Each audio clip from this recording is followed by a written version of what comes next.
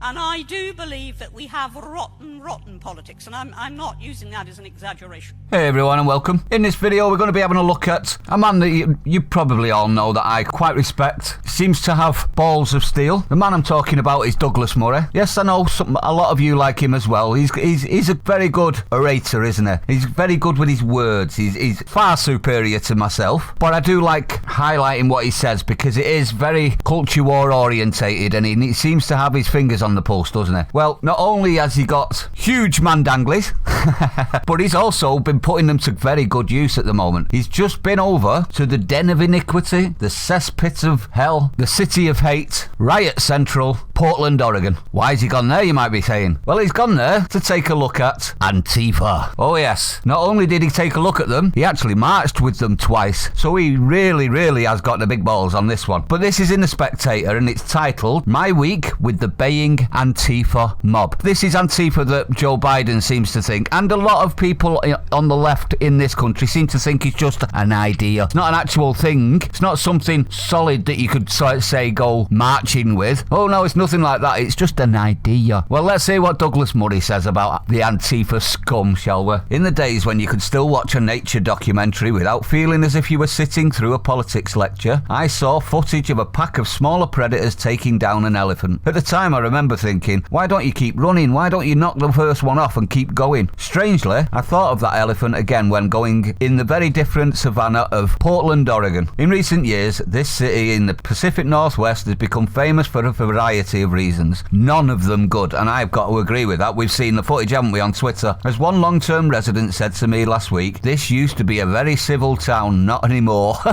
No, civil? Yeah, alright. Of course, like every city in the West, the madnesses that already existed there have been exacerbated by the Lurgit and the ensuing decision to lock down the population and shutter the economy. As in cities across the UK, the businesses here are mainly closed, many for good. Some were able to get through one lockdown, but very few can get through multiple lockdowns or the depression to come. So even he's saying there's going to be a depression that's coming. As a result, downtown Portland is a desolate, dangerous place. Are you listening, lefties? Are you listening, Biden? Your idea has made a whole city a dangerous place, populated by homeless people who flooded into the area over recent decades, incentivized by left-wing administrations that allowed them to pitch their tents wherever they liked. In the main squares, unattended tables of food and drink are set out for them to pick up. But it isn't just the virus or the reaction of the authorities that led to this wasteland. The giveaway of the status of the few shops that are still open, almost all have hardboard affixed to their remaining windows. Some have bullet holes in them, not fired by the police. The businesses that do still operate do so as in a city under siege. Wow. We knew it was bad. I mean, our media haven't been telling us about Portland, but ever since George Floyd, they've had a riot every single night. Oh, sorry. Peaceful protest. I'm listening to the barmer here. Peaceful protest. Only a little fraction of it was burning the entire city down and enforcing entire populations to flee.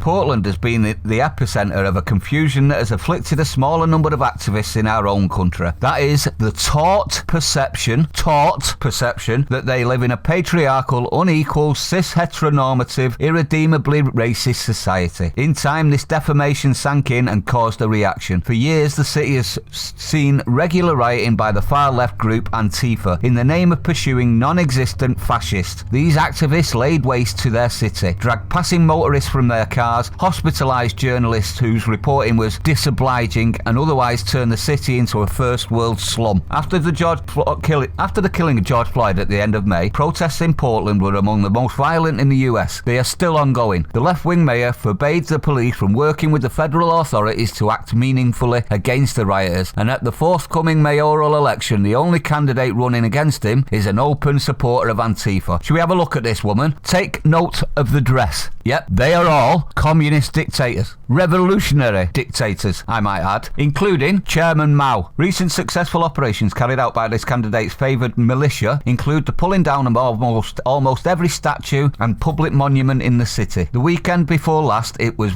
Abraham Lincoln who fell. On another occasion, in a quasi anti-pagan ceremony, rioters repeatedly set a monument of an elk on fire and then pulled it down. A tour of the sites in Portland now comprises a huge variety of empty plinths. Few tourists will be returning for that. The remaining state and federal buildings are boarded up, graffitied over and abandoned. Over the summer, the president sent in federal guards against the wishes of the local authorities. Today, the remaining federal agents are amongst the few targets Antifa have left. Everybody else has left. The money left. The businesses left. The law abiders left. The only people that are in Portland now are, like he said, the homeless that are getting free handouts and Antifa and BLM activists trying to burn the city to the ground. I joined Antifa BLM activists for a couple of nights this week. See what I mean? He's got big balls, hasn't he? First there was a fuck gentrification march, his first, with no policemen in sight. The activists used their own police force, including outriders on motorcycles, to block off roads and then parade through the streets screaming through megaphones at customers in the remaining bars and at the residents of an area which they claimed had once been lived in by black and indigenous families. The people who lived in many of these houses came out and put their fists in the air or waved in solidarity. Most had BLM or Don't Hurt Me posters in their windows, cowards in other words. All were accused of living on stolen land by the mostly white marchers, whose other chants include "Wake up, motherfucker, wake up." We've heard seen that one, haven't we? Wake up, motherfucker, wake up. Wake up, motherfucker, wake up! Wake up! Wake up, motherfucker, wake up! Wake up! Wake up! Wake up, motherfucker, wake up! Wake up! Wake up! Wake up, motherfucker, wake up! I hear you! Wake up! Wake up, motherfucker, wake up! Wake up! Wake up! Wake up, motherfucker, wake up! Wake up! Wake up! Wake up, motherfucker, wake up!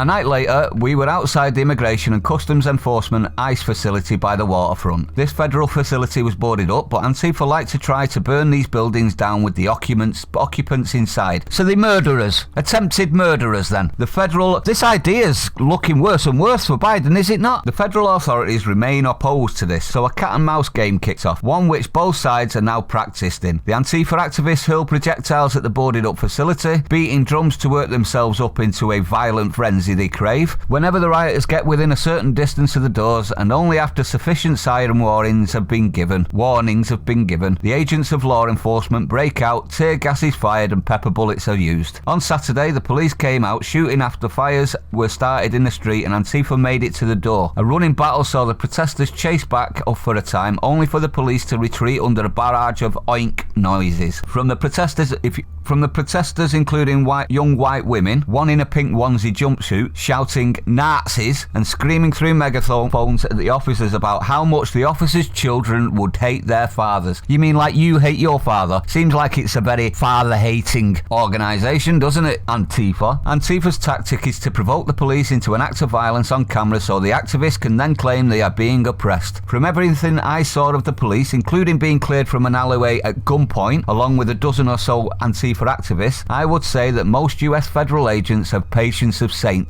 There you go. I actually put more stock in Douglas Murray's words in regards to how bad the police are over there than any of the media's bullshit. So I actually think well done to Douglas Murray here. He's took balls to go out with Antifa and then to say what he said. Still, the image comes to mind of the elephant brought down by the smaller predators. America is not being brought low by one beast, but by a whole pack of them. These predators include, though are not limited to, ignorance, education failure, radical indoctrination, pandemic, poverty, narcissism, boredom, the disappearance of adults. What he means by the disappearance of adults is responsible adults. A belief that law enforcement is the enemy and much more. Why America didn't just throw off the first attacker and keep on moving is a question I cannot shake off. Whether this pack brings the big beast crashing down or not. So even he thinks they're one step away from, I don't want to say civil war because it won't be what we would actually class as a civil war where it's half of the country against another half of a country. It'd probably be more along the lines of Antifa mobs attacking random strangers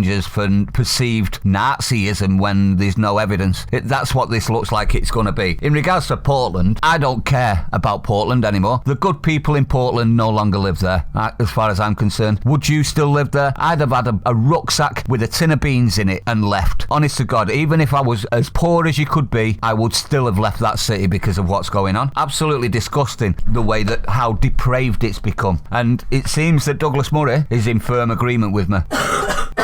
does prove in the police's favour, though, doesn't it? And it does prove that Antifa are not just an idea. As we all know, they're not just an idea. They're an organisation. They just don't have a head, so then they can't be classed as one. They've been around since the 30s, Antifa. They were actually a communist arm, militant arm. So they've always been militant. They've always been an organisation. It's just that the left like to hide it because, well, you know, it enables them to silence their opponents. But anyway, I'd like to know your opinion on this. Do you think this is more wise words from the man himself, Douglas Murray? Do you think he has some balls and a half, doesn't he, to go in with Antifa, Portland Antifa? I'd like to ask at this point, Douglas, if you see your name in the title and you come and check out the video. I know I'm not as eloquent as you, and I can't put it as good as you, or as well thought out as you. But I'd like to know, you ready? Were you wearing a mask?